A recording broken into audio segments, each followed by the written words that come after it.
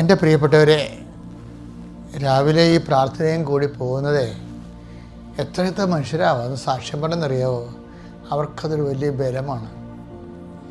അതുകൊണ്ട് പ്രാർത്ഥിക്കുമ്പോൾ തന്നെ നിങ്ങൾ അനുഗ്രഹിക്കപ്പെട്ടിരിക്കുന്നുവെന്ന് മനസ്സിലാക്കണം. ആത്മാർത്ഥമായിട്ടാണ് നിങ്ങൾ പ്രാർത്ഥിക്കുന്നതെങ്കിൽ അനുഗ്രഹത്തെക്കുറിച്ച് നിങ്ങൾക്ക് ശങ്കട ആവശ്യമേ ഇല്ല.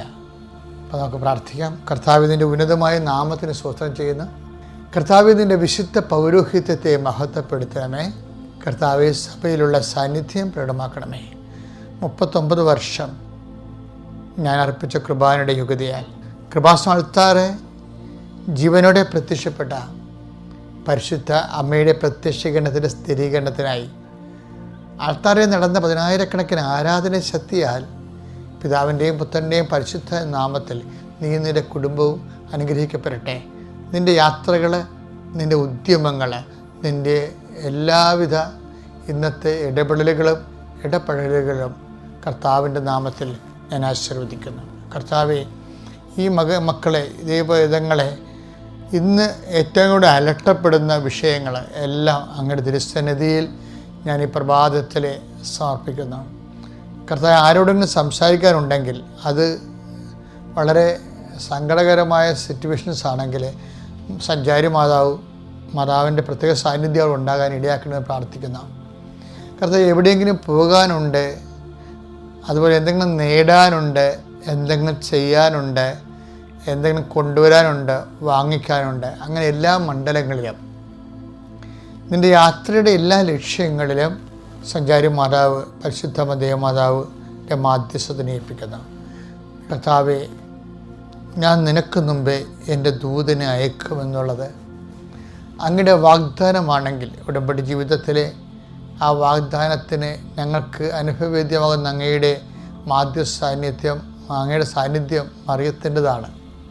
അതുകൊണ്ട് തന്നെ എല്ലാ മക്കളും, ഈ പ്രാർത്ഥനയെ കൂടുന്ന മക്കൾ, ഇന്ന് പോകുന്ന ഗവൺമെൻറ് ഓഫീസുകൾ, അതുപോലെ തന്നെ വിദ്യാഭ്യാസ സ്ഥാപനങ്ങൾ, അതുപോലെ തന്നെ തൊഴിലിടങ്ങൾ, ജോലി സ്ഥലങ്ങൾ, എവിടെ പോയാലും ഒരു കോൺട്രാക്ടറിനോ എഗ്രിമെൻറ്റിനോ ഏജൻസിക്കോ എന്ത് വിഷയത്തിന് പോയാലും നിന്നെ കർത്താവ് അനുഗ്രഹിക്കട്ടെ. ഇനി നീ റിസൾട്ട് നോക്കുന്ന സമയത്ത്, റിസൾട്ട് നോക്കാൻ പോകുമ്പോൾ, നിൻ്റെ പഠനത്തിൻ്റെ, നിൻ്റെ ഇൻ്റർവ്യൂവിൻ്റെ റിസൾട്ട് നോക്കാൻ പോകുമ്പോൾ, അതുപോലെ നീ അഡ്മിഷന് പോകുമ്പോൾ, ഉപരി വിദ്യാഭ്യാസത്തിനും അടുത്ത നിൻ്റെ ഒരു അപ്ഡേഷൻസിന് വേണ്ടി നീ പോകുമ്പോൾ കർത്താവ് നിന്നെ അനുഗ്രഹിക്കട്ടെ.